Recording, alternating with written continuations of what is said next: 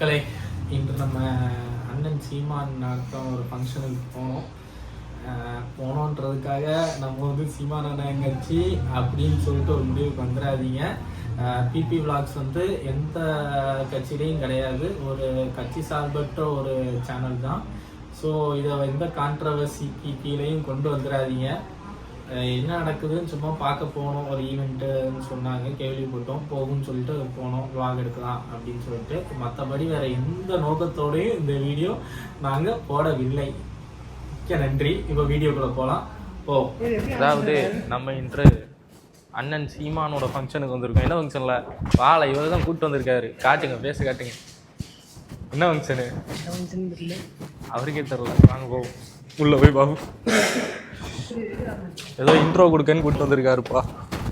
வாங்க போவோம். கீழேப்பா பேட்டரி போட்டியா? இல்லை, நம் ராஜதந்திரங்கள் அனைத்தும் வீணாகிவிட்டது. ஆண்டவா, யோ தப்பா எடுத்து கதிடுவாங்க. நான் என்னைக்காச்சும் கொடுக்க மாட்டேன்னு சொல்லியிருக்கேனா? எனக்கு கதையே கிடையாது. அந்த கேப் பண்ணுறேன்.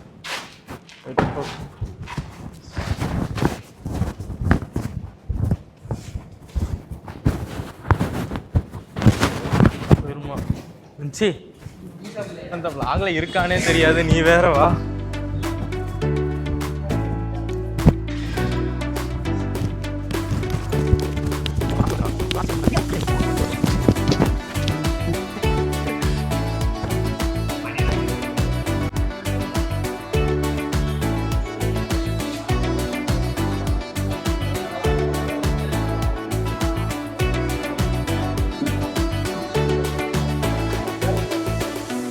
மேக்கிங் ஆன்கோயிங்கில் இருக்குது.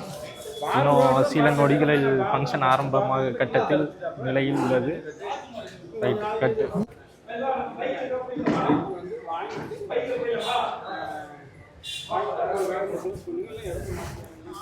அதாவது நம்ம மேக்கிங்கில் இருக்கோம்ல ஆகாசு, வீடியோலாம் வரக்கூடாது எங்கேயுமே. ஏன்? வர மாட்டோம்ப்பா வீடியோக்குள்ள. நீயே பேசிக்கா கிளிப்பிட்டு வச்சு. ஏன் இந்த பாளையங்கோட்டை கூட இந்தியாவின் ஆக்ஸ்போர்ட் என்று கூட அழைக்கப்படுகிறது. அதற்கு முக்கியமான காரணங்கள் அருட்பணியாளர்கள் மாத்திரமே. அப்படிப்பட்ட சூழ்நிலையில் இவர்களின் சேவைகளை பாராட்டி அண்ணன் பெரிதும் பாராட்டி பேசாததும் மற்றவர்களுக்கு போல மௌனம் காப்பதும் ஏன் என்பதுதான் என்னுடைய கேள்வியாக இருக்கிறது. இல்ல நான் பாராட்டி தான் பேசிருக்கேன். ஏற்கனவே கிறிஸ்தவ மிஷனரி தான் RSS பிஜேபி சொல்லுது, திமுக என்னை பிஜேபி பிடிபி சொல்லுது, திடீர்னு இஸ்லாமிய கைக்கூலி சொல்லுது. எவனும் எனக்கு கூலி தந்த மாதிரி தெரியல, சொல்லிக்கிட்டு தான் இருக்கிறாங்க.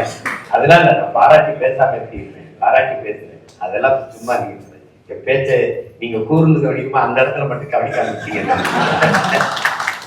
உங்க முன்னாடியே பாராட்டிடுறேன்.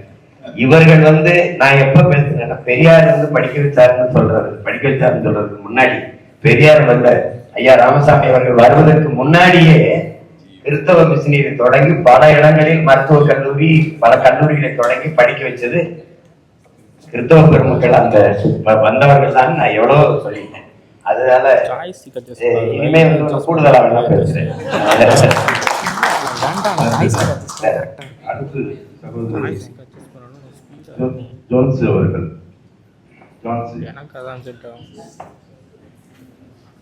அண்ணன் சீமான் அவர்களுக்கு வணக்கம்.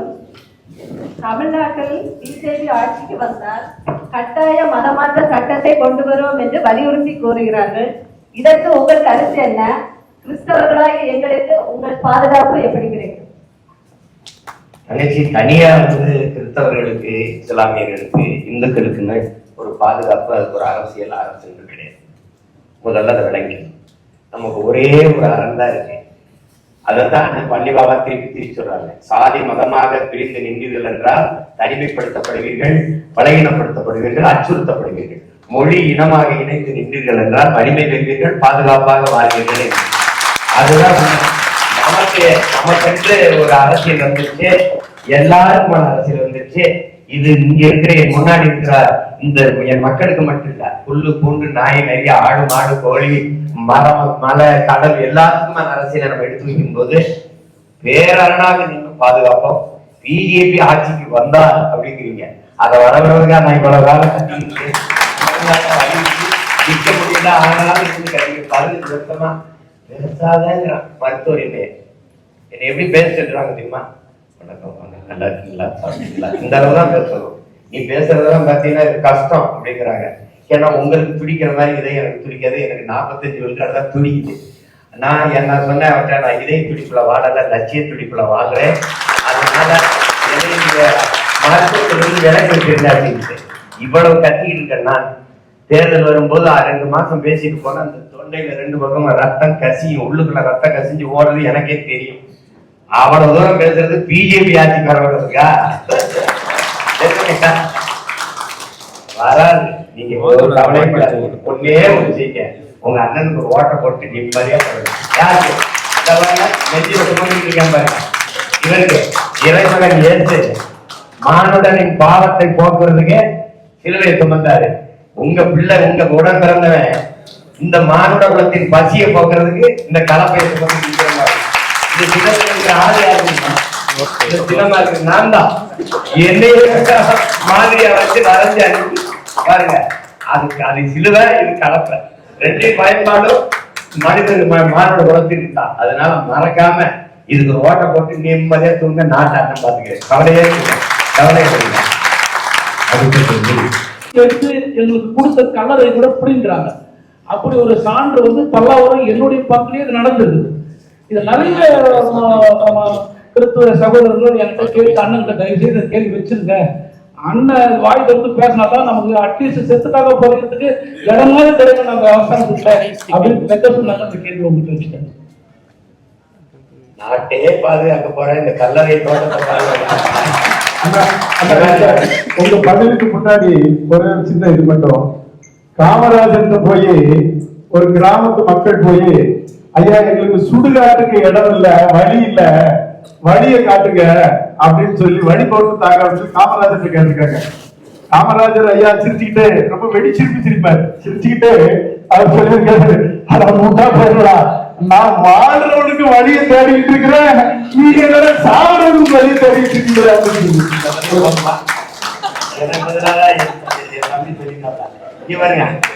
பாதுகாப்போம். அதுக்கு முன்னாடி தோண்டி எடுத்து அப்படின்னு இருக்குல்ல, அந்த தோண்ட இடத்துல எவன் தோண்டினானோ அவனை தொடப்போம். இந்த கோபத்தை கிறிஸ்துவ மக்கள் அண்ணன்ட்ட வைக்கிறாங்க. இந்த கோபத்தை அண்ணன்ட்ட வைக்காம கைய இவன் வைங்க. சின்னத்துல இந்த கோபத்தை அங்கே காட்டுங்க. இவ்வளவு பஞ்சாயத்து இருக்கு, இவ்வளவு பிரச்சனை இருக்கு. அம்மா சொல்றாங்க வந்து அண்ணன் மிச்சரி நம்ம இதெல்லாம் போடுறாங்க திருச்சபையெல்லாம். ஆனா கன்னியாகுமரியில போடுற ஓட்ட பூரா அவனுக்கு தான் போடுறாங்க, என்னையும் கை விட்டுறாங்க. இத பெத்ததாயை விட்டுட்டு பெத்ததாய பட்டினி போட்டு எத்தனை ஆயிரம் அன்னதானம் செஞ்சாலும் பலன் வராத மாதிரி பெத்த மகனை ரோட்ல போட்டு மற்றவனுக்கு அதிகாரத்தை கொடுத்து விட்டுறது.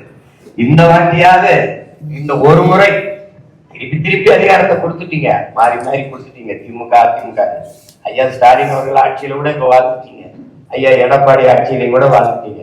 ஒரு முறை உங்க பிள்ளை எனக்கு அதிகாரத்தை கொடுத்து வாழ்ந்துதான் பாருங்களேன் எப்படி இருக்கு நாடுன்னு.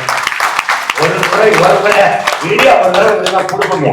என்ன ஆகட்டுங்க, எந்தெந்த ஸ்டாலின் எடப்பாடியை விட கேவலமா ஒரு ஆட்சியை நடத்திட போறோம் அவங்க மகன். உலகத்தின் தலை சிறந்த நாடாக மாற்றி படைத்த இது என் கனவு இல்ல, பல ஆயிரம் ஆண்டுகளாக என் முன்னவர்கள் தூக்கி சுமந்து வந்த கனவு. முறை செய்து காப்பாற்றும் மன்னவன் மக்களுக்கு இறை என்று வைக்கப்படுங்கிறான். உருவசியும் ஓவா பிடியும் செருவகையும் சேராது என்பது நாடுங்கிறான். குடிதழி கோலோச்சு மாநில மன்னன் அடிதழி நிற்கும் உலகம் எல்லாவற்றையும் பகுத்து வகுத்து வைத்து போறேன் எனது முன்னவர்களின் கனவு. மன்னராட்சி காலத்திலே ஆக சிறந்த குடியாட்சியை நடத்திய என் முன்னவர்களின் கனவு. சாதாரண குடிமகன் கண்ணகி பெருமாட்டி அரசன் அவையிலே காற்றிலம்பை உடைத்து நீதியை நிலைநாட்டி விடுகிற ஒரு ஜனநாயகத்தை என் மன்னன் என் முன்னவன் வைத்திருக்கிறான்னா, இன்னைக்கு மக்களாட்சி காலத்துல சட்டசபையில எதிர்கட்சிகள் பேச முடியாது, வெளிநடப்பு தான் செய்ய முடியுது. இதை மக்களாட்சிங்கிறான். உண்மையான மக்களாட்சி நமது முன்னவர்கள் நடக்கிறது. எல்லாவற்றுக்கும் மேலாக என்னுயிர் தலைவன் மேதகவே பிரபாகரன் கண்ட பெருங்கனவு இந்த மகனுக்கு கையெழுத்தப்பட்டது. 200 ஆண்டுகள் கழித்து என் இனம் எப்படி வாழ வேண்டும் என்கிற கனவை கொண்டிருந்த ஒரே மகன் என்னுயிர் தலைவன் மேதகவே பிரபாகரன் அவர்கள் தான். எவனுக்கும் கனவுல என் மொழி மீளணும், என் இனம் வாழணும், ஆளணும், என் கலை போற்றப்படணும், இலக்கியம் போற்றப்படணும், என்னை வரலாறு உலகம் அறியணும் அவர்தான். சிங்களன் எங்களோடு சண்டை போட்டான் உடன் பிறந்தார்களே, 35 ஆண்டுகள் அவரை எதிர்த்து நாங்கள் சண்டையிட்டோம். அவன் 2,80,000 ராணுவ வீரர்கள், என் தலைவரிடத்தில் 25,000 விடுதலை புலிகள், மக்கள் ராணுவம். அவன் கடன் வாங்கி கையெழுத்திடாத நாடே கிடையாது. சிங்களன் எல்லா நாட்டிலும் கடன் வாங்கினான், ஆயுதம் வாங்கினான். ஆனால் பிரபாகரன் என்ற நாட்டில் ₹1 கடன் வாங்கி கையெழுத்திட்டான் என்று யாராவது நீங்கள் சொல்ல முடியுமா? அவனே வேளாண் பண்ணைகளை உருவாக்கினான், அவனே விவசாயம் செய்தான், அவனே மருத்துவர்களை வெளிநாட்டில் அனுப்பி பிள்ளைகளை தேர்வு செஞ்சு மருத்துவம் படித்து வர வச்சு தன் பிள்ளைகளுக்கு மருத்துவம் கொடுத்தான். எல்லாரும் செய்தான். மின்சாரத்தை சிங்களன் என் நிலத்துக்கு தரவில்லை, பெட்ரோல் டீசலை எரித்து மின்சாரத்தை உற்பத்தி செய்து தன் நாட்டு மக்களுக்கு கொடுத்தான்.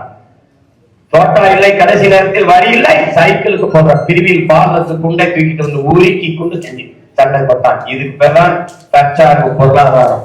அவன் இடங்கள் பாட்டி வலை சுட்டு வித்து கொடுத்த காசிலே படை கட்டி போரிட்ட மகன் எங்கள் உயிர் தலைவர் பிரபாகரன். தமிழர்களுக்கு ஒன்றுதான், அவனுக்கு அறிவே பிடிக்கும், செல்வந்தனை மதிப்பான், ஆனால் எல்லாவற்றையும் விட வீரமைத்தான் பார்த்துவான். ஏனால் அவன் குருதியில் இருக்கிறது வீரம். வீரமற்ற செல்வம் பாதுகாப்பற்றது, வீரமற்ற அறிவு பயனற்றது. அதனால பிறப்பிலேயே தமிழன் மரபிலேயே இருக்கிற ரத்த அணுக்களில் ஊடி இருக்கிற அந்த வீரம், அந்த வீரத்தின் திரு உருவாக இருந்த பிரபாகரன் என்ற பெரும் வீரனின் பிள்ளைகள் நாங்கள் சிறந்த ஆட்சியை இந்த மண்ணில் கொடுப்போம். இது தமிழ் மீது, என்னை பெற்ற தாயின் மீது, என் உயிர் தலைவன் பிரபாகரன் மீது, நாம் எல்லோரும் போற்றுகிற இறைமகன் இயேசு மீது ஆணை, நம்முங்கள் சிறந்த ஆட்சியை உங்கள் மகன் இந்த ஆலய நம்பிக்கொள்ள. ஆனா இறந்தவரை கூட நிம்மதியா புதைக்க இடம் இல்லை அப்படின்னு, நான் வாழ்றதுக்கு நல்ல இடம் கொடுப்போம், நிம்மதியா போய் இறுதியில உறங்குறதுக்கு நல்ல இடம் கொடுப்போம். தைரியமா இந்த நிகழ்வு அவர் பதிவு செய்த நோக்கம், அநேக கத்தோலிக்க கிறிஸ்தவர்கள் திமுகவை ஃபாலோ பண்றாங்க. ஆனால் பல்லாவரத்திலே இந்த எம்எல்ஏ இருக்கிறவர் ஒரு கத்தோலிக்க கிறிஸ்தவர். அவர் திருச்சபைக்கு கொடுக்கப்பட்ட இடத்துல இருந்த 3 பாரம்பரியமாய் புதைக்கப்பட்ட அந்த கல்லறையில இருந்த 3 பேரும், அதுக்கப்புறம் புதைத்த 3 பேர் 6 பிணங்களை தூக்கி போட்டுவிட்டு ஒரு மாபெரும் நிறுவனத்துக்கு வித்துட்டார் எம்எல்ஏ திமுக ஆட்சியில. இதுதான் கிறிஸ்தவனுடைய கேவலமான விற்கிறவன் நாட்டை எப்படி இப்ப நிலத்தை விட்டுட்டு கடலை விற்க வந்துட்டான். கடல்ல 9 துறைமுகம் கட்டணும்னு கிளம்பிட்டான். இருக்கிற துறைமுகத்துல வேலை இல்லை. அதுக்குதான் கடலம்மா மாநாடு தூத்துக்குடியில போடுறேன். முதல்ல கடல்னா என்னன்னு நம்ம தெரிஞ்சுக்கணும்ல. ஏதோ கடல் தண்ணியா, கடல்னா என்ன முதல்ல கற்பிக்கிறதுக்கு இன்னைக்கு வகுப்பறையில வாய்ப்பெல்லாம் போச்சு, நம்மளால கற்பிப்போம். அவங்க கேட்கிறான், இதையில கடலோட பேசிக்காப்லையே, கடலுக்கு ஓட்டா இருக்கு, மரத்தோட பேசிக்காப்லையே, மரத்துக்கு ஓட்டா, மரத்துக்கிட்ட என் ஓட்டு இல்லை, என் உயிர் இருக்கு, அதனால அதுக்கு பேசிக்கிறேன். கடல் இல்லைன்னா நான் இல்ல. கடல் என் கடலம்மா, என் தாய், சூரியன் என் தகப்பன், இருவரும் இணையாது எனக்கு மழை இல்லை. மழை இல்லைன்னா நிலம் இல்லை, வளம் இல்லை, ஒண்ணு இல்லை. அதான் உங்களுக்கு இந்த பூமியே இல்லை. அதனாலதான் கடலம்மா மாநாடு. கடல்னா என்னன்னு முதல்ல தெரிஞ்சுக்கிறீங்க, அப்புறம் போடாம போங்க. என் தாத்தா சொன்னதுதான் உங்களுக்கு பேசுறத பேசிட்டேன். இந்த நல்ல மனுஷன் பார்த்து போட்டு விடுங்க ஓட்டையும் பாரு, இந்த கேமராஜ். அதுதான் நானும் சொல்றேன். பாருங்க, அங்க போகும்போது தினமும் ஜெபிச்சு பயன் இல்லை, வாக்கு செலுத்த போகும்போது ஜெபிச்சுக்கிட்டே போங்க. கர்த்தரை துதிங்க, பாடுங்க, பார்த்து பாருங்க. உங்க கண்ணுக்கு உதவி சூரிய ரெட்டலை தெரிஞ்சு, தாமரை தெரிஞ்சு, கை தெரிஞ்சுன்னா என்னை கேளுங்க. நீங்க போங்க, கர்த்தரை ஜெபித்துக் கொண்டே போங்க, விவசாயி தான் செய்வாங்க. அதுக்கு தமிழ் புலமை விட்ட தமிழில தீவிரவாதியா இருக்கிற அதுக்கு பேர அன்பு தமிழ் திரு ஜெகதீஷ் அவர்கள். நீங்க பெருமைப்படுங்க, நம்மளெல்லாம் தமிழ் தீவிரவாதி சொல்றதுல பெருமைப்படுங்க. இந்த கூட்டத்துல நமக்கு இந்த பெருமை எனக்கெல்லாம் இருந்தது. இவன் தமிழ் சாவனிஸ்ட், தமிழ் பாசிஸ்ட், தமிழ் இனவெறியன், தமிழ் தீவிரவாதிங்களா அப்படி பார்ப்பேன். இன்னொரு தடவை சொல்லு, எங்க அண்ணன் கவுண்டபடி சொல்றாங்க, மறக்கா சொல்லு, மறக்கா சொல்லு அப்படின்னா நமக்கு என்ன திமிரு வருது? நம்ம பிறப்புல பிழை இல்ல, நல்ல தமிழ் தகப்பனுக்கும் தமிழ் தாய்க்கும் நாம பிறந்தது உறுதியாகிறது. ஏன்னா நான் என் மொழி மீது பற்று கொள்வது பிற மொழியை வெறுக்கல்ல, சிதைந்து அழிகிற என் மொழியை காக்க, பிற மொழியை அழிக்க அல்ல. நம்ம கோட்பாடு இந்தி மொழிக்கு அல்ல, தமிழ் வாழ்க்கை, அவ்வளவுதான் நம்ம கோட்பாடு. நான் உங்க உயிருக்கு நெருக்கமா இருக்கேன். அருமையான அண்ணன் சீமான் மற்றும் தமிழ் தேசிய தமிழ் உறவுகளை, என்னுடைய பெயரை நான் தொடக்கத்திலேயே தமிழ் தி என்பேன், அல்லது தமிழ் திரு சேமா இனியா உலகநாதர், பேர் மைக்கேல் ஜெகதீஷ். அதே தமிழ் மையத்தில் இனியா உலகநாதர் அப்படிங்கிற ஒரு அடையாளம். இது என்னுடைய நீண்ட கால ஒரு கேள்வி. தமிழ்நாட்டில் பழங்குடி பட்டியலின பிரிவுகளால் அதிகம் பயன்பெற்ற அரசு பணிகளில் இருப்பவர்கள் தமிழர்களா அல்லது பிற மொழியினரா? இதை உங்கள் ஆட்சியில் எப்படி செய்து கொடுத்தீர்கள்? இதை நான் இதை பேசிட்டு வர்றதுனால நீங்க இதை என்கிட்ட இந்த கேள்வி வைக்கிறீங்க. இதுல என்ன வந்துருது அப்படின்னா எங்க ஒண்ணு கவனிக்கணும். இப்ப ஐயா கேட்ட கேள்விதான். இந்த மாநிலம் கிறிஸ்தவர் அப்படிங்கும்போது இதுல தெலுங்கு கிறிஸ்தவர், மலையாள கிறிஸ்தவர், மராட்டி கிறிஸ்தவர், குஜராத்தி கிறிஸ்தவர் எல்லாரும் வந்துடுறாங்க. இப்ப இஸ்லாமிய இருக்கும்போது பீகாரி இஸ்லாமியர், குஜராத்தி இஸ்லாமியர் எல்லாரும் வந்துடுறாங்க. இதுல என்ன வந்துருதுன்னா நமக்குன்னு இருக்கிற ஒதுக்கீடு 18 விழுக்காடு இடம் இருந்தது எஸ்சி எஸ்டி. இந்த எஸ்டிக்கு இருக்கிறது ரொம்ப குறைவு. அதுல என்ன பிரச்சனை, அந்த மக்களுக்கு அந்த உரிமையை அனுபவிக்க முடியாம, அந்த பயனை பெற முடியாம இருக்கிறது பிரச்சனை. சாதி சான்றிதழ், குடி சான்றிதழ் இல்லை, கம்யூனிட்டி சர்டிபிகேட் இல்லை. அப்ப பாருங்க, நான் வந்து போராடி 3000 பேருக்கு சாதி சான்றிதழ் வாங்கி கொடுத்துருக்கேன்னா பாருங்க, அப்ப எத்தனை காலமா அது இல்லாம. அதனால அது பயன் இல்லை. குடும்ப அட்டைக்கு 10 கிலோ அரிசி குடும்ப அட்டை இருக்கணும்ல, அட்டையே இல்லாம நிறைய. அதனால அது பிறகு இருக்கிற நம்மள இருக்கிற தாழ்த்தப்பட்டவர்ன்றது பழைய தேவையில்லை, 2 பேர் தான்.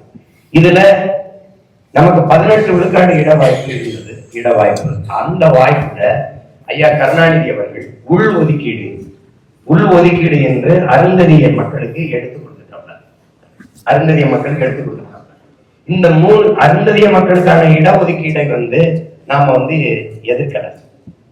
ஆனால் எங்களிடத்தில் வறியவர்கள், நாங்களே வந்து ரொம்ப குறைஞ்ச உரிமை தான் எங்களுக்கே இருக்கு.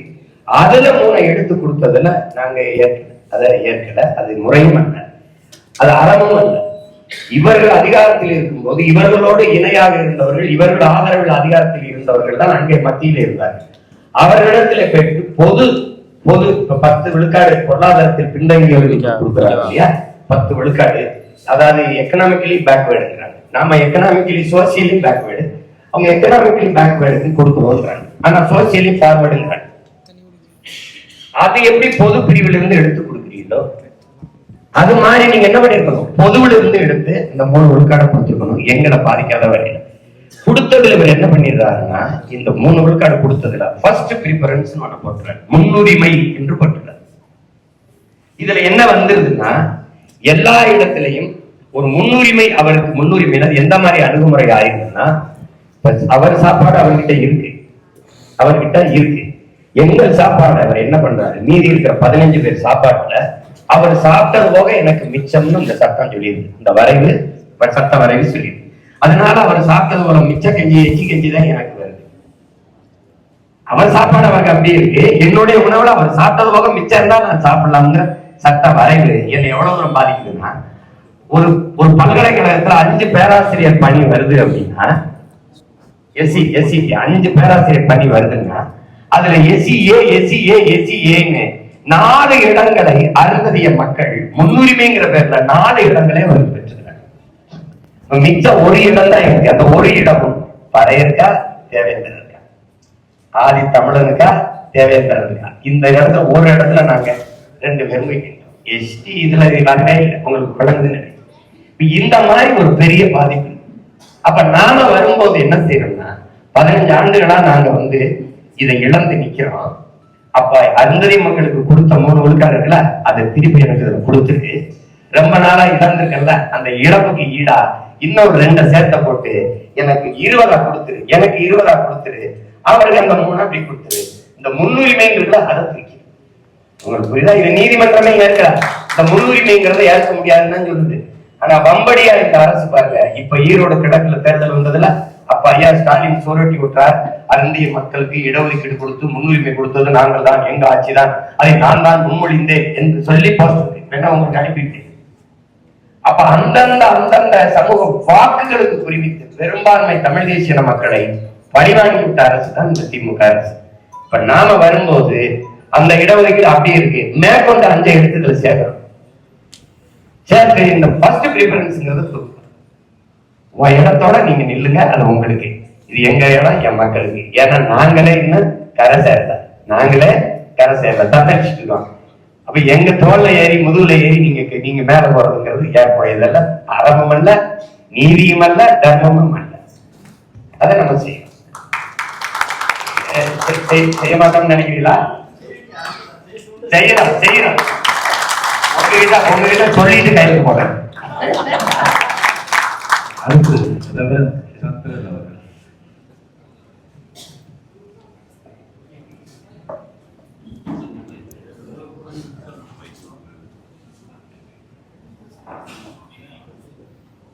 அன்பு சகோதரருக்கு மனமார்ந்த இயேசுவின் நாமத்தில் வாழ்த்து தெரிவித்துள்ளேன் ஐயா. நன்றி ஐயா. சிறும மக்களுக்காக இந்த ஆண்டு காலமான இக்கோழைக்கு நம்பிக்கை ஒரு நாள் வீண் போகாது. 2024 முடிவு கொண்டு நிச்சயமாக வாழ்க்கை நடக்கும். ஒரு கேள்வி, யாரும் கூட்டணி சொல்ல நீங்க யாரும் கூட்டணி இல்ல அப்படின்னு சொல்லி இருக்கீங்க. இந்த முறை உங்களோட பயணிக்கிற கிறிஸ்தவர்கள், இஸ்லாமியர்கள், கலிப்பு மக்களுக்கு கொடுத்தீங்களா? அது கொடுத்துருக்கமே. நீங்க யாரோடும் கூட்டணி இல்லைன்னு இல்லை, நான் தான் பெரிய கூட்டணி வச்சிருக்கேன். 8 கோடி மக்களோடு பெரிய கூட்டணி. நீங்க சொல்ற கட்சிகளோடு நம்ம வைக்க முடியாது. ஏன்னா இருக்கிற கட்சி காங்கிரஸ், பாரதிய ஜனதா, பிஜேபி, திமுக, அதிமுக, இது 4மே நமக்கு சமளவு எதிரி தான். காங்கிரஸ் நம்ம இனத்தின் எதிரி, பாரதிய ஜனதா மனித குலத்தின் எதிரியா நம்ம நாம் தமிழர் கட்சி, எங்க கட்சி பாருங்க. திமுக அதிமுகவுக்கு பெரிய வேறுபாடு அல்ல, காங்கிரஸ் பிஜேபிக்கு பெரிய வேறுபாடு அல்ல. எந்த இடத்திலையுமே ஒரு கொள்கையிலையும் மாற்று இல்லை. பிஜேபிக்கு காங்கிரஸ், திமுகவுக்கு அதிமுக. கொடியில் வண்ணம் மாறுது, கொள்கையில எண்ணம் மாறுது. உங்களுக்கு புரியுதா உங்களுக்கு? அதனால இவர்களோடு நம்ம கூட்டு வைக்க முடியாது. நம்ம ஊழல் லஞ்சமற்ற உண்மையின் நேர்மையான ஆட்சிங்கிறோம். யாரோட சேர்ந்து வைக்கலாம், யாரை சேர்த்துக்கிட்டு வைக்க முடியாது. இப்போ இதனால நம்ம என்ன சொல்றோம், இப்ப கிறிஸ்தவருக்கு இடம் அவ்வளவுதாங்க, தேர்தல் நிக்க எங்க கட்சியில பிள்ளைகளுக்கு கொடுத்துட்றேன். இந்த நிக்கிறது என் தங்கச்சி நிக்கலையா, இந்த என் மகன் ஜாக்கப் நிக்கலையா?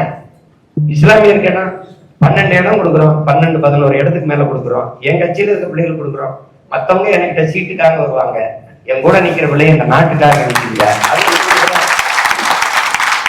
கூட்டணி இப்ப நீங்க சீமாவுலதான் வருவீங்கன்னா கண்டுபிடி தள்ளுறதுல வாங்கங்கிறதா.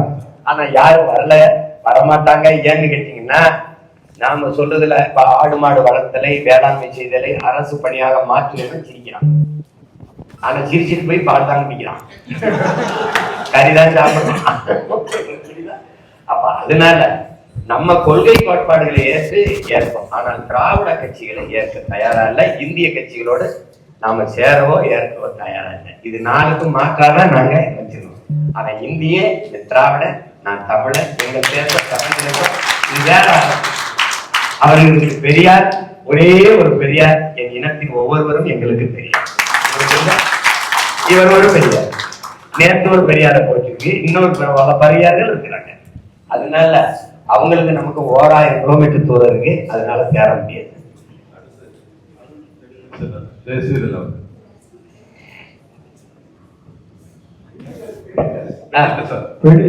அடுத்து அன்பு சகோதரர் பெரிட்டஸ் அவர்கள். ஆனா ஏன்னா அன்னை தமிழுக்கும் என் அண்ணனுக்கும் அன்பு வணக்கம். ஆனா நான் கேள்விங்கிற முன்னாடி உங்களுக்கு ஒரு நன்றி சொல்லணும். ஏன்னா எங்க அப்பா பேரு அந்தோணி விக்டர், என்னோட பேரு அந்தோணி பெனிட்டஸ். நான் இதில் ஏற்கப்பட்ட என் தமிழ் உணர்வால் என்னோட பையனுக்கு நான் வச்ச பேரு செந்தமிழ் செல்வன். 2வது மகனுக்கு மாற்றம் எல்லாரும் மனசுல அதுக்கு உங்களுக்கு எனக்கு நன்றி சொல்ல ரொம்ப ஆசையா இருந்துச்சு. அண்ணன் இப்போ நான் கேள்விக்கு வரலாம். அந்த கேள்விக்கு எனக்கும் பதில் தெரியும், உங்களுக்கும் பதில் தெரியும். பொதுமக்கள் என்னோட பேசுற மக்களுக்காண்டி இந்த கேள்வி கேட்கிறேன். வருகின்ற சட்டமன்ற தேர்தலில் நம்ம உறுதியா வெற்றி பெற்றோம்னா ஒரு கற்பனைக்கு வச்சுக்கிறோம். அதுல பிஜேபியும் ஏடிஎம்கேயும் பெரும்பான்மை பெறவில்லை. நம்மகிட்ட ஒரு 20 பேர் நம்ம ஜெயிச்சு வச்சிருக்கோம்.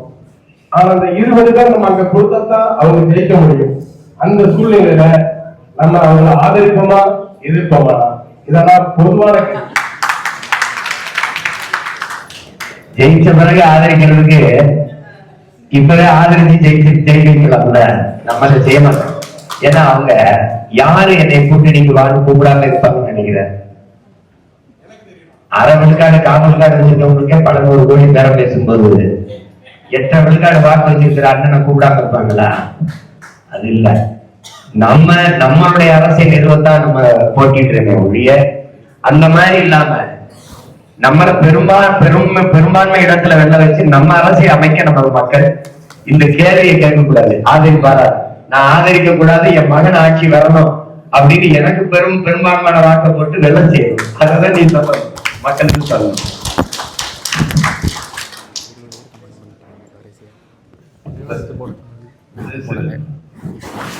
வணக்கம்.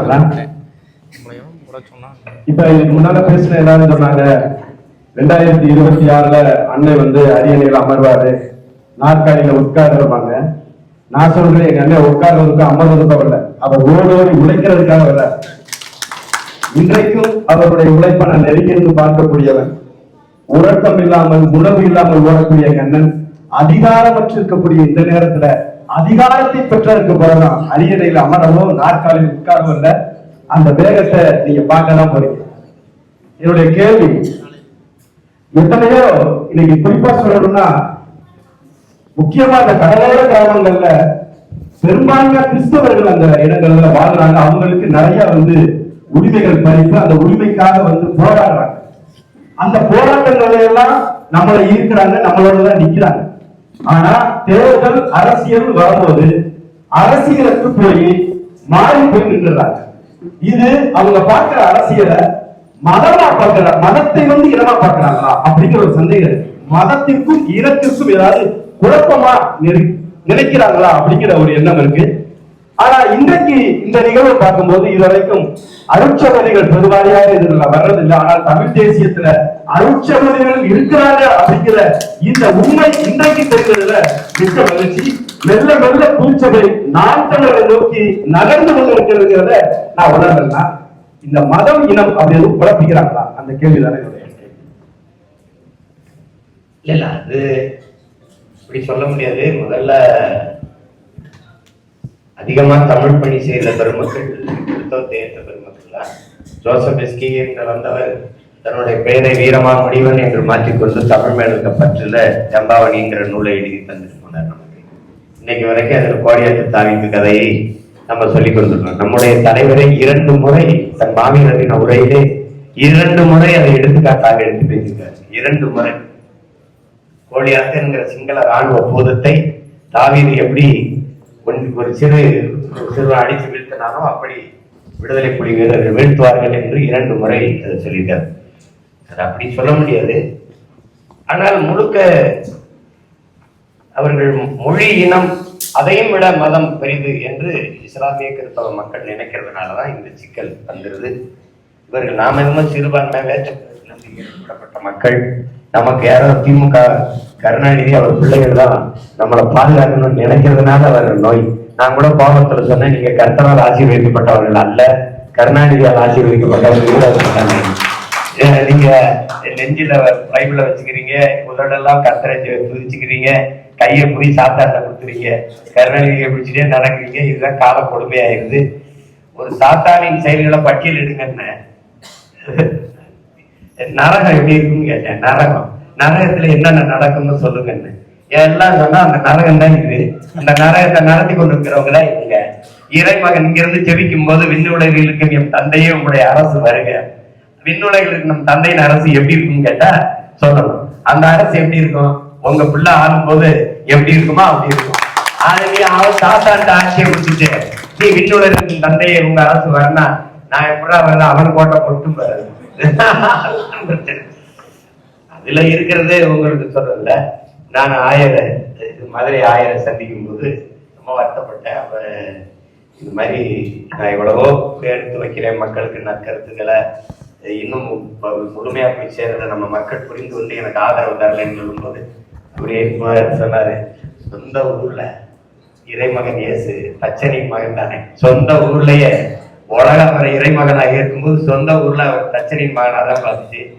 நபிகளார் இறையருள் பெற்றவர்ன்ட்டு அவர் சொந்த ஊர்ல எவனுமே ஏற்கல, அப்படிதான் ஏற்கல. புத்தன் தன் வீட்டுல துறவரம் பதவி வேண்டாம்னு துறவரம் கொண்டு போகும்போது அவனை எவனுமே புத்தனா ஏற்கல. இது யதார்த்தம் தான். அதனால நமது மக்கள் சொந்த பிள்ளை சீமான நானே ஒரு ஒரு சபப்பா கொஞ்சம் உயரமா மீசி வச்சு இல்லாம இங்கிலீஷ்ல பேசி ஏதோ ஒரு என்ன சப்த விசிக்கின்னு ஒரு பேரை வச்சிருந்தேன்னா வெளிநாட்டுக்காரங்களுக்கு அப்பா நம்மால் சொல்லுவாங்க, நம்ம என்னதான் சொன்னாலும் இந்த பள்ளி கேட்க மாட்டேங்கிறாங்க ராமனே. அவன் ஆரோவில் கர்நாடிக் கிளாக் சொன்னாரு. அப்படின்னா கர்நாடிக் கிளாக் இத இந்த மாசானு புக்காக்கம் ஜப்பானிய வேளாண் பேரறிஞர் மாசானு புக்காக்கம் சொன்னாலும் நம்ம கருத்தை சொல்ல வேண்டியிருக்கு. ஏதோ வாய்ப்பு வராத ஒரு பேருன்னா அவன் சரியா தான் சொல்லியிருப்பான், வெள்ளையா போய் சொல்லாங்க. அதனால இந்த நம்ம சீமான் தானே. ஆனா என்ன சொல்ற, இதுதான் பிரச்சனை. ஒரு நம்ம சீமான் தானே நினைக்காம நம்ம சீமான் அப்படின்னு நினைச்சா நம்ம அவ்வளவுதான். அது வரும், அது ஒரு காலம் வரும். அடுத்து கடைசியாக நேரம் இல்லாமல் ஒரே ஒரு சகோதரர் நவீன் அவர்கள் கேள்வி கேட்பார். வணக்கம். என்னோட கேள்வி, இப்போ நான் உங்களை கிட்டத்தட்ட 2009 உங்களை ஃபாலோ பண்ணிட்டு இருக்கேன். எங்க தாத்தா பேருக்கு பின்னாடி ஒரு ஜாதி இருந்துச்சு, ஆனா உங்களை ஃபாலோ பண்ண ஆரம்பிச்ச பிறகு எங்க அப்பா பின்னாடி என் பிறந்த ஜாதி பேர் கிடையாது. அதுக்கு முதல்ல கூட நான் நன்றி சொல்லிக்குவேன். என்னோட கேள்வி என்னன்னா, நான் உங்களை ஃபாலோ பண்ணும்போது நீங்க மக்களுக்காகவும் இயற்கைக்காகவும் அதுக்காக நீங்க அரசு எடுக்கணும்னு நினைக்கிறீங்க. தமிழ் தேசியம் தமிழுக்காகவும் நீங்க அரசு எடுக்கணும். ஆனா நான் ஃபாலோ பண்ண ஆரம்பிக்கும் போது நான் 19 வயசுல இருந்தேன், இன்னைக்கு நான் 32 வயசு. அப்ப நீங்க இடையில சொல்லும்போது என்னோட ஓட்டு ஸ்கூல்ல இருக்கு நீங்க. ஆனா இப்ப அந்த ஓட்டு என்னவா இருக்குன்னா, எனக்கு பிடிச்ச நடிகர், நான் அந்த நடிகருக்கு தான் ஓட்டு போடுறேன் அப்படின்னு நீங்க அவனுக்கு நான் என்ன புரிதல் கொடுக்கறது, எப்படி புரிதல் கொடுக்கறதுன்னு எனக்கு தெரியாது. என்ன சொன்னாலும் அவனுக்கு அந்த ஒரு புரிதல் மட்டும்தான். ஆனா நான் உங்ககிட்ட பார்த்து வளர்ந்தது என்னன்னா, இயற்கைக்காகவும் மொழிக்காகவும் மக்களுக்காகவும் உயிர்களுக்காகவும் அரசியல் வளர்ந்து கற்றுட்டாங்க. ஆனா அவங்க என்ன எக்ஸ்பிளைன் பண்ணா என்ன கொடுத்தாலும் அவங்ககிட்ட இருக்கிற பதில் எனக்கு பிடித்த நடிகர் அவர் வந்திருக்காரு, அவருக்கு நான் ஓட்டு போடுறேன். அவனுக்கு எப்படி புரிதல் கொடுக்கறதா?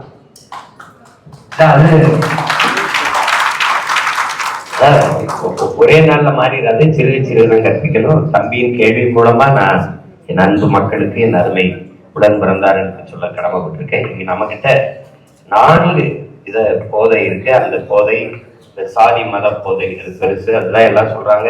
சாராயம் குடித்தால்தான் போதை ஏறும், சாதி மதம் சொன்ன உடனே ஏறிடுங்கிறாங்க. அதை தாண்டி வருகிற போது இந்த சாராய போதை அது திரவ போதை, அது வாய் வழியே ஏற்று.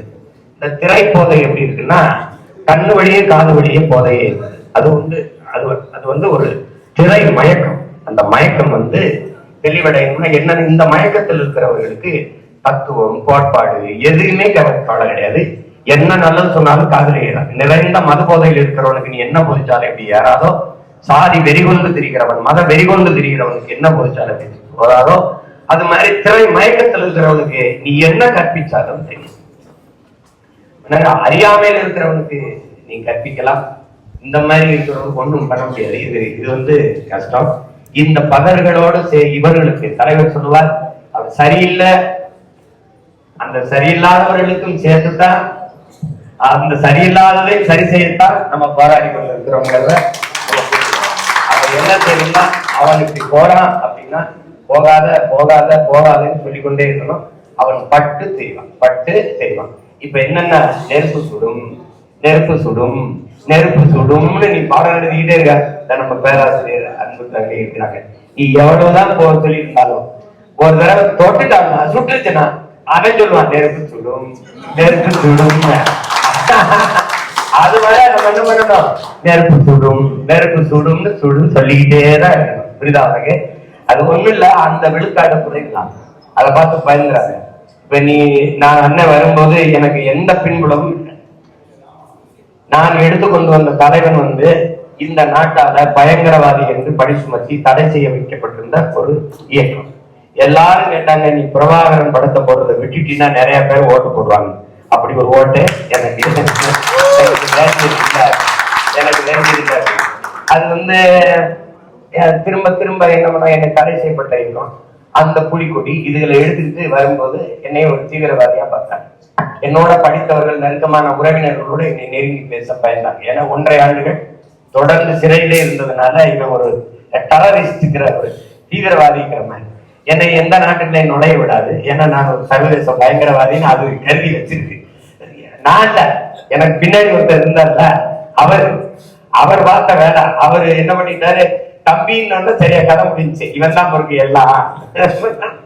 அதுல வேற எங்க அண்ணன் கடைசி சூச வேற சீமாட்ட சொல்லு அவர்கிட்ட தான் விட்டு போறோம்னு சொல்லு தொடர்ச்சியா முன்னெடுக்க சொன்னாரு. அந்த 4 வார்த்தையில பிடிச்சிக்கிட்டான். ஓ இவன் தான் இருக்கு, இங்க வா பாஸ்போர்ட்டை கொடு, இங்க வா இங்க போடு கிளம்பிட்டான். நானும் சொன்னேன் எனக்கு இங்கே சுத்த முடியல, நேரம் இல்ல, பாஸ்போர்ட்டை நீயே வச்சுக்க பாட்டுட்டேன். அதனால அது கொஞ்ச நாள் இருக்கும். நீ சாதியை விட்டுட்டேங்கிற சாதி நம்ம அடையாளம் அல்ல, மதமும் நம்ம அடையாளம் அல்ல. நான் கிறிஸ்டின்னா நான் வெளிநாட்டுல போய் ஐ ஆம் கிறிஸ்டின்னு சொல்ல முடியாது. நான் முஸ்லீம்னா நான் முஸ்லீம், நான் இஸ்லாம் அப்படின்னு சொல்ல முடியாது. நான் இந்துன்னா ஐ ஆம் இந்து என்று சொல்ல முடியாது. நான் அங்க போய் தேவர், நான் நாடார், நான் கோனார், நான் உடையார், நான் முத்தரையர், நான் கவுண்டர், நான் வன்னியர் அவ்வளவுதான் சொல்லுவேன். Who are you அப்படின்னு ஒரு கேள்வியை வைப்பா. ஐ ஆம் நான் சொல்ல முடியாது. யோ அப்புறம் நான் தெரிஞ்சதையா கேள்வியை வைக்கிறான், நீ குரங்கு தெரிஞ்சா வைக்கிறான். நீ எந்த மொழியில் பதில் சொல்லுவாய் அந்த மொழிதான் உன் அடையாளம். இதுதான் இந்த நிலத்தை விட்டு நீ கேரளாவுக்கு போனா உன் சாதியை சொல்ல முடியுமா? அதன் மொத்த பேரும் பாண்டியன். இதுல இருக்கிற எல்லாரும் நீங்க வெவ்வேறு சாதி மதத்தை சார்ந்தவர்கள், ஆனா அது மொத்த பேரும் பாண்டியன். அது மாதிரி வெளிநாட்டுக்கு நீ போகும்போது இந்த நிலத்தை தாண்டி வேற எந்த நிலத்திற்கு போனாலும் அங்க உன் சாதியோ மதமோ உன் அடையாளமா இருக்காது. உன் மொழி உன் இனம் தான் அடையாளமா இருக்கு. இப்ப நாங்க அடித்து விரட்டப்பட்டிருக்கோம்ல ஈழத்துல, வெளிநாட்டுக்கு போயிருக்கோம்ல, அங்க போய் கிறிஸ்தவ அகதி, இஸ்லாம் அகதி, இந்து அகதின்னு இல்ல, தமிழ் அகதிகள், தமிழ் அப்படிதானே இருந்து தமிழ் அகதிதான். செத்து விழுந்தோம்ல ஈழத்துல லட்சக்கணக்கா ஆயிரக்கணக்கா. 500 கிறிஸ்தவர் செத்தார், 500 இஸ்லாமியர் செத்தார், 50 இந்து செத்தார், தமிழர்கள் செத்தார்கள், கொல்லப்பட்டார்கள். இங்க மீன் பிடிக்க போனோம்ல, 800 மீனவன் சுற்று கொல்லப்பட்டிருக்காங்க. 800க்கு மேற்பட்ட மீனவன். 50 கிறிஸ்தவ மீனவர்கள் 2 பேர் சொல்லப்பட்டார். முஸ்லிம் மீனவன், இந்து மீனவன், தமிழ் மீனவர்கள் செத்தார்கள். அப்போ பிணமாக விழும்போதும் நாங்கள் இனமாகத்தான் விழுகிறோம். அப்ப அதுதான் என் அடையாளம். அதனால மொழி இனம்தான் அடையாளம். உலகெங்கும் மானுடனை சாதி மதங்களை வைத்து கணக்கிடுவதே இல்லை, மொழி இனத்தை வைத்துத்தான் அடையாளம். அவன் பிரான்ஸ்ல இருக்கிற முறை கிறிஸ்தவன் தானே, வெளியே வந்து கிறிஸ்டின் கை கொடுத்தாங்க பாரு. ஐ ஆம் பிரெஞ்சு, ஐ ஆம் பிரான்ஸ் கிடையாது, ஐ ஆம் பிரெஞ்சு. பிரிட்டன்ல இருக்கிற முறை கிறிஸ்தவன் தானே, அவன் வெளியில வரும்போது அவன் எப்படி தன்னை அடையாளப்படுத்துறான்? ஐ ஆம் பிரிட்டிஷ் கிடையாது, ஐ ஆம் இங்கிலீஷ் அப்படிதான் கை கொடுப்பான். அவன் இங்கிலீஷ், அவன் பிரான்ஸ், அவன் பிரெஞ்சு, நான் தமிழன், நான் தமிழ். இதுதான் என்னுடைய ஐடென்டிட்டி, இதுதான் என்னுடைய அடையாளம். அந்த திமிர்ல நிமிரன் எப்படி அந்த தமிழர்கள். அவன் என் மொழி தெரியாதவன் நாகரிகமற்றவன் தான் இங்கிலீஷ்காரன், அவன் என் மொழி தெரியாதவன் அநாகரிகமானவன் தான் சீனக்காரன். அவன் ஊமைன்னா, என் மொழி தெரியாதவன் ஊமைன்னா. அரபி எந்திரிச்சு என் மொழி தெரியாதவன் பிசாசுன்னா. என் பாட்டை எந்திரிச்சான் யாரும் ஊரே யாவரும் கேள்வின்னா. அப்ப எவன் பெரியவன்? நான் தான் பெரியவன். அதனால என்ன பண்ண, இனிமே சொல்லுப்பா சும்மாவாது நெஞ்ச தூக்கிட்டு தெரியணும். நிமிரல் என்னப்பா, அந்த தண்ணி மிருதான் தலை நிமிர்வு, தமிழ் இன நிமிர். அதனால நிமிர அண்ணன் கூட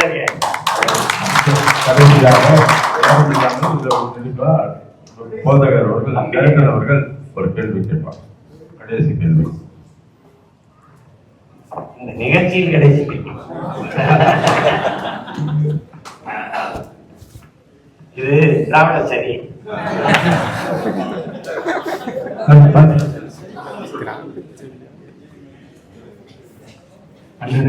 வணக்கம். அண்ணா, காந்தியடிகள் சொன்னாங்க, மதுவினால் வருமானம் நாட்டுக்கே அவமானம். இதை 1 மணி நேரம் சர்வதிகாரியாக நான் சர்வதிகாரிங்கிற வார்த்தையை போட்டு சொன்னேன். இதை வைத்தால் இந்த நாட்டில் நான் முதல் செய்கிற வேலை இந்த மதுவை ஒழிப்பதுதான் சொன்னேன். மாணவர்கள் மது போதைப் பொருட்கள் உள்ள வந்துட்டுன்னு ஆசிரியர்களுக்கு தெரியுது. நீதிமன்றத்துக்கு போகும்போது பல காரியங்கள் மதுவினால நடந்தாலும் நீதிபதிக்கு தெரியும். மருத்துவமனைக்கு போகும்போது மருத்துவர்கள் இதனாலதான் கஷ்டப்பட்டு கல்லீரல் குடலை வச்சு இப்படி இருக்கிறான்னு தெரியும். எங்களை போட்ட பங்கு தந்தையர்கள் நற்செய்திகளை அறிவிக்கக்கூடியவர்கள், நன்மைகளை அறிவிக்கக்கூடியவர்கள் எங்களுக்கு தெரியுது குடும்பங்கள் பாதிக்கப்படுறது இதுதான். அப்ப சமூகவியலாளர்கள் என்ன சொல்றாங்கன்னா 3 கருத்து சொல்றாங்க. மது குடிக்கிறவங்க அவங்க தவிர்க்கணும் அப்படின்னு ஒரு அறிவுரை அவர்களே எடுக்கணும். அதே சமயத்துல அமைப்புகள், குடிமறுவாழ்வு இல்லங்கள், ஆசிரியர்கள் எல்லாரும் சேர்த்து இது போராடணும். எப்படி எய்ட்ஸ் ஒரு உயிர் கொல்லின்னு நம்ம அறிவிச்சோமோ, எப்படி நம்ம தேசத்துக்கு ஒவ்வாத பெப்சி கோக்கு வேண்டாம், இளைப்பாற இளநீ குடி, தர்பூசணி சாப்பிடணும் நம்ம சொன்னோமோ, இளைஞர்களுக்கு விழிப்புணர்வு கொடுக்கணும், நம்ம தடுக்கணும். ஆனா அரசு என்ன செய்யும்? குடிக்கிறவங்க தடுக்கணும், நம்ம போராடி அது வேண்டாம்னு தடுக்கணும். ஆனா அரசு அதை விளக்கணும். அதற்கு பேர் தான் மது விலக்குத்துறை. அப்படி அரசு தன் கடமையை செய்யல நீங்க சொல்றீங்க, ஆலைகள் நடத்துறது. ஆனா இப்படி ஒரு சமூகம் அழியுது. நம்ம சொல்லிக்கிட்டு இருக்கிற நேரத்துல இப்படி அழிகிறது. நம்ம என்ன செய்யணும்னா, இது வலிதோய்ந்த ஒரு கேள்வி. இது சொன்ன மாதிரி எய்ட்ஸ் நோய் எப்படி உயிர்கொல்லியோ அது மாதிரி மதுவும் ஒரு பெரிய உயிர்கொல்லி தான். அது சிறுக சிறுக விஷத்தை கொடுக்கறதா, விஷம்தான். அதை நம்ம ஒழிக்கணும். அதனால இவர்கள் அதிகாரத்துக்கு வர்றதுக்கு முன்னாடி நாங்கள் வந்தா ஒழிப்போம். உங்களுக்கு தெரியும், காமராஜர் ராஜாஜிலாம் எவ்வளவு கடுமையா இருந்தாங்க நம்ம முன்னவர்கள். அண்ணா வரைக்கும் அதுல உறுதியா இருந்தாங்க. அண்ணா மதுவை விற்று வருகிற வருமானம் குஷ்டரோகி கையில் இருக்கிற பெண்ணைக்கு சமம். அப்படி அந்த வருமானத்தை வச்சுதான் ஆட்சி நடத்தணும்னா பதவியிலிருந்து இறங்கி தோலை துண்டை போட்டு நடந்து போயிருவேன்னு சொன்னார். அதை இந்த ஆட்சியாளர்கள் மது 50,000 கோடி, 40,000 கோடியிலிருந்து 50,000 கோடிக்கு இன்னும் 5,000 கோடிக்கு வருவாயை பெருக்குவதற்கு அரசு திட்டம் தீட்டுதுன்னு சட்டசபையில அமைச்சர் பேசுனது இருக்கு, நீதித்துறை அமைச்சர். இது ஒரு பெரிய கொடுமை. மதுவை விட்டு நஞ்சை நாட்டு மக்களுக்கு கொடுத்து விட்டு நல்லாட்சி நடத்துறோம் என்று சொல்வது மாதிரி ஒரு கேடுகட்ட தனம், ஒரு கேவலம் எதுவும் இல்லை. ஒரே வழிதான் இதை ஒழிக்கிறது. அதுக்கு இந்த கட்சி ஆட்சிகள் செய்யாது, நம்ம கட்சி ஆட்சி தான் அது செய்யும்.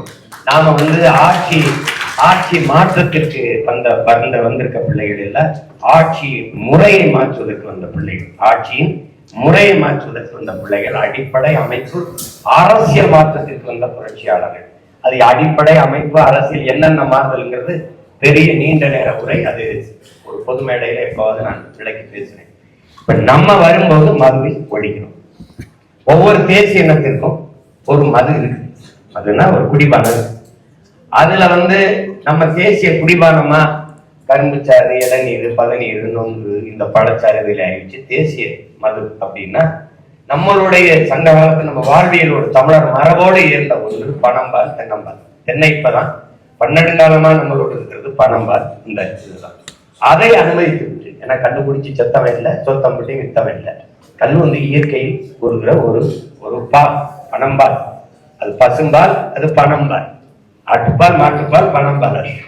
அதை வைத்து விட்டு இப்ப ரஷ்யானா ஒரு ஓட்டா இருக்குது, அங்கன்னா ரம் இருக்குது, அங்கன்னா ஜின் இருக்குது, அங்கன்னா ஒயின் இருக்குது, அப்படின்னு இருக்குல்ல. அது மாதிரி நம்ம தமிழ் தேசிய இனத்திற்கென்று இதை வைத்துக் கொண்டு இந்த சீம சாராயங்களை சுத்தமா மூடிடும். ஏன்னா நம்மகிட்ட ஆளை இல்லை, அதை பத்தி நம்ம கவலை இல்லை.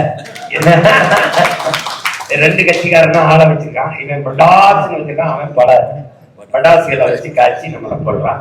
கல்லை மது என்று அவன் சொன்னதுக்கு காரணம், கல்லை திறந்து விட்டால், அனுமதித்தால் அதுல அவன் நிறைவடைஞ்சு அதனால ஒண்ணும் ஆகாது, ஒரு 10 ரூபா, ஒரு அதிகபட்சமான 100 ரூபாய்க்குல முடிஞ்சிடும்.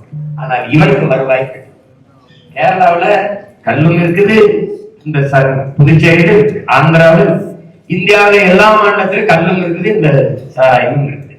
ஆனால் இங்கே மட்டும்தான் கல்லை தடை விதிச்சு இந்த அரசு வச்சிருக்கு. காரணம், அரசே ஆளை வச்சு. எப்பவுமே உங்களுக்கு தெரியும், உற்பத்தியாளனும் விற்பனையாளனும் ஒரே ஆளா உலகத்தில் இருக்கிறது இல்லை. நான் குண்டு வச்சு தயாரிச்சா நானே விற்கிறது இல்லை, நீங்க விற்பியா. ஆனா இங்கதான் உற்பத்தியாளனும் விற்பனையாளனும் ஒரே ஆளா இருக்கான், அவன் ஆட்சியாளனாகவும் இருக்கான். அதனால பிரச்சனை. குடிக்க போகும்போது நீங்க வண்டியில போகலாம், குடிச்சிட்டு வண்டி வச்சு வரணும். அப்புறம் ஊருக்கு சொல்லி அதுல காசு. இந்த கொடுமைக்கு ஒரே வழி, ஒரே முடிவு, இவங்களை முடிக்கிறதா. நம்ம அவங்க சொன்னாங்க முடியட்டும், நம்ம சொல்லுவோம் முடியட்டும், உண்மையிலேயே எங்களுக்கு முடியட்டும். அப்படிதான் அந்த முடியும். நீங்க கவலையே விடாதீங்க. வந்தவொடனே மூடிடுவோம். இந்த நோயற்றவர்களுக்கு நல்ல சிகிச்சை கொடுப்போம். நம்ம பிள்ளைகளுக்கு விளையாட்டு எல்லா இடங்களும் திடல்களை திறந்து, எல்லா இடங்களிலும் நூலகங்களை திறந்து, நூலகங்களில் பயிற்சி வந்து அதை தேர்வுல அண்மையில் படித்த புத்தகம்.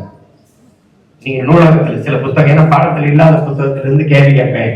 இந்த புத்தகங்கள்ல 10 புத்தகம் முதல்ல அறிவிச்சிடும். அப்ப நூலகங்களை இருந்து பெற்று வந்த கற்ற அந்த செய்திகளை எழுதணும்னு வச்சுக்கோங்க, கட்டாய நூலகத்துக்கு போவாங்க. அப்ப திரையரங்கில் கூட்டம் குறைஞ்சி நூலகத்துல கூட்டம் கூடும்போது அறிவார்ந்த சமூகம் ஏறிடும். மதுக்கடையில குறைஞ்சு பழச்சாறு கடை, இளநீர் கடை, கரும்புச்சாறு கடைகள் கூடும்போது சமூகம் ஆரோக்கியமான சமூகமாக உயர்கிறோம். இதை மாற்றுறதுக்கு பேர் தான் நம் தலைகீழ் மாற்றம்ங்கிறோம். இதுக்கு பேர் தான் புரட்சிக்கிறோம். இதுதான் ஆட்சியின் முறையை மாற்றுறதுங்கிறோம். நம்புங்க, உறுதியா நடக்கும். எல்லாத்துக்குமாக ஜெபிக்கிற நீங்கள் இந்த ஆட்சி மாற்றத்துக்காகவும் இறையில மட்டும்தான் நான் சொல்லி முடிக்கிறேன்.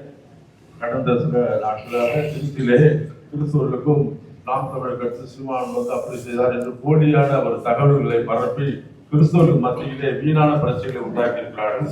அது அப்படியல்ல என்று நிரூபிக்கிறதற்காகவும் கிறிஸ்தவர்கள் எவ்வளவு நாங்கள் சமாதானத்தோடும் எல்லோரும் ஒன்றாயிருக்கிறோம் என்பதற்கு இந்த சிறப்புமிக்க வெற்றிமிக்க இந்த கூட்டம் அது நிரூபித்திருக்கிறது. அதற்கு வந்து ஆதரவு தந்த உங்கள் அனைவருக்கும் நன்றி செலுத்துவதற்காக அருமை அன்பு சகோதரர் மைக்கேல் ஜெயதீஷ் அவர் வராங்க. இவர் நன்றி சொல்லி முடித்தவுடன் இந்த திருச்சபை தலைவர்கள் எல்லாம் வந்து அண்ணனோடு ஒரு புகைப்படம் எடுத்துக்கொண்டு அதை முடிப்போம். நன்றி சொல்லிப்போம். தமிழன் திராவிடன் அல்ல, திராவிடன் தமிழன் அல்ல,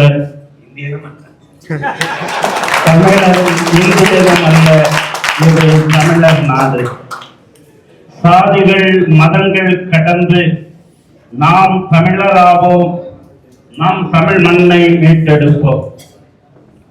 உலகிலே தமிழ் இனம் என்பது என்ன என்பதை உலகம் முழுவதும் அறியாத பொழுது உலகுக்கு உணர்த்தியவன் மாபெரும் தமிழின தலைவனாக அன்றும் இன்றும் என்று விளங்கிக் கொண்டிருக்கின்ற அண்ணன் பிரபாகரன் அவர்கள். அண்ணன் பிரபாகரனுடைய அடி சுவட்டிலே தமிழ்நாட்டில் நான் ஒரு தமிழன் என்று பெருமையோடு சொல்ல வெட்கப்பட்டுக் கொண்டிருந்த சூழலிலே 2009 இன்று வரை என்றும் வரை நான் தமிழன், நாம் தமிழர்கள் என்று முழங்கிக் கொண்டிருக்கின்ற, குறிப்பாக எங்களுக்கு குருமண பாசறையில் சொல்லிக் கொடுக்கப்பட்ட கருத்துக்களை உலகம் முழுவதும் நெஞ்ச நிமிர்த்தி சொல்ல செய்து கொண்டிருக்கின்ற அண்ணன் சீமான் அவர்களுக்கு, இங்கே வந்து இந்த தூத்துக்குடியை பெருமை சேர்த்த அண்ணன் அவர்களுக்கு எங்களுடைய நன்றியை தெரிவித்துக் கொள்கிறோம். அடுத்ததாக இந்த இடத்திலே அண்ணனை வர வைத்து இந்த கிறிஸ்தவ பெரும் குமுகாயமானது அண்ணனோடு என்றும் இருக்கிறது என்பதை துணிந்து வெளிப்படுத்த ஏற்பாடு செய்திருக்கின்ற தமிழ் தேசிய கிறிஸ்தவ இயக்க பொறுப்பாளர்கள், சிறுபான்மை மக்கள் நலக்கட்சி பொறுப்பாளர்கள் அனைவருக்குமே நெஞ்சார்ந்த நன்றியை தெரிவித்துக் கொள்கிறோம். அதோடு இந்த கூட்டத்திற்காக வருகை தந்து சிறப்பு செய்திருக்கின்ற, அரங்கு முழுவதும் தமிழர்களால் நிரம்பி இருக்கின்ற தமிழ் மக்களாகிய உங்களுக்கு தமிழ் தேசிய உணர்வு நன்றியை தெரிவித்துக் கொள்கிறேன். அத்தோடு இங்கே இருக்கின்ற அருள் சகோதரர்கள், அருள் தந்தையர்கள் என்றும் உங்களோடு இருப்பார்கள். இது ஒரு சிறு புலி என்பதை உணர்த்தி இந்த அருள் தந்தையர்களுக்கும் அருள் சகோதரர்களுக்கும் நன்றியை தெரிவித்துக் கொண்டிருக்கிறேன். அடுத்ததாக ஒரு சிறிய சிந்தனை ஓடிக்கொண்டே இருக்கிறது. பல ஆண்டுகளாக 58 அகவை வரை நீ கத்தோலிக்க கிறிஸ்தவத்திற்கு இந்த தென் தமிழகத்திற்கு பணியாற்றி விட்டாய். உன்னுடைய அடையாளமாகிய தமிழ் மொழிக்கும் தமிழ் மண்ணுக்கும் எப்பொழுது நீ பணியாற்ற போகிறாய் என்ற ஒரு கேள்வி. அந்த நிலையில் நான் தேர்ந்தெடுத்திருப்பது நாம் தமிழர். இதை எப்படி என்று சொன்னால், என்னுடைய துள்ளுந்து அந்த தண்ணீர் வண்டி பக்கத்திலே இருக்கிறது, அதன் முகப்பை பார்த்தால் தெரியும். நான் சொன்ன தமிழன் திராவிடன் அல்ல, திராவிடன் தமிழன் அல்ல, சாதி மதம் கடந்து நாம் தமிழராவோம் என்பதை 31 ஆண்டுகளாக அறிக்கையிடுகிறேன். எனவே அன்றும் இன்றும் என்றும் உங்களோடு உடன் இருந்து இந்த தேர்தலில் முழுமையான வெற்றி பெற அத்தனை பேருமே பாடுபடுவோம். நாம் தமிழர்களாக ஒன்று சேருவோம். நன்றி, நன்றி. போட்டோ. அடுத்து அப்துல் அஜீஸ் அவர்கள் தமிழ்நாடு முஸ்லிம் வியாபாரிகள் நல சங்கம் அவர்கள் வந்து அடுத்த புத்தகத்தை கொடுப்பாங்க. அதோட நிகழ்வு முடிகிறது. இந்த கூட்டத்துக்கு வருகை தந்திருந்த உங்கள் அனைவருக்கும் நன்றி செலுத்துகிறோம். ஒரு நிமிடம் எங்களோட ஒத்துழைக்கும்படி அன்புடன் கேட்டுக்கொள்கிறோம்.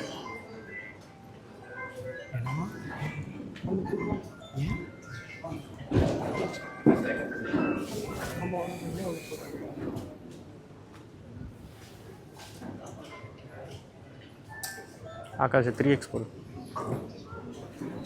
3x போட்டு அந்த இதுலேருந்து ஒரு ஸ்வீப் பண்ணி அப்படியே வா. இனி சீமானோடு தான் கிறிஸ்தவர்கள் என்ற ஒரு முழக்கத்தோடு இந்த கூட்டம் நிறைய சொல்கிறோம். நன்றி. மற்ற உங்கள் அனைவருக்கும் நன்றி. வணக்கம். ஆகாஷ் அப்படியே உள்ள என்ட்ரியை கேட் திறந்தது ரூஃப் அப்படியே ஃபோக்கஸ் பண்ணி ஒன்று போர்ட்ரேட்டில் வாங்க. அப்படியே வெளியே போயிரு. ஓ இல்லை கொஞ்சம் அப்படியே என்னாச்சு வீடியோ எடுக்கலாம். எங்கே போகிறேன்? போட்டோ முடியும். போ போயிட்டு வா. அந்த மக்களே, எல்லோருக்கும் உணவு ஏற்பாடு செய்யப்பட்டுள்ளது. முதலில் பெண்களும் குழந்தைகளும் அந்த உணவை அருந்த வேண்டும் என்று அன்போடு கேட்டுக்கொள்கிறேன். நம்முடைய மாதாக்கோயில் சனிமே மாதாக்கோயிலுக்கு எதிர்த்தாப்புல இருக்கிற ஸ்டெல்லா மாரிஸ் அப்படின்னு ஒரு கட்டடம் இருக்கும். அந்த கட்டடத்துக்குள்ள இந்த உணவு இருக்குது. எனவே உணவை பரிமாறுவதற்கு தயாராக இருக்கிறார்கள். அந்த இடத்துக்கு சென்று தயவு செய்து உணவு அருந்திவிட்டு செல்லும்படி அன்போடு கேட்டுக்கொள்கிறேன். குறிப்பாக பெண்கள் குழந்தைகள் தயவு செய்து உணவு அருந்திவிட்டு செல்லும்படி அன்போடு கேட்டுக்கொள். நமது அண்ணன் சீமான் அவர்களுடைய ஃபங்க்ஷன் இப்போ தான் முடிஞ்சிச்சு. நம்ம இப்போ கிளம்ப போகிறோம். வீடியோ முடியுது. பாய். தேங்க்ஸ்.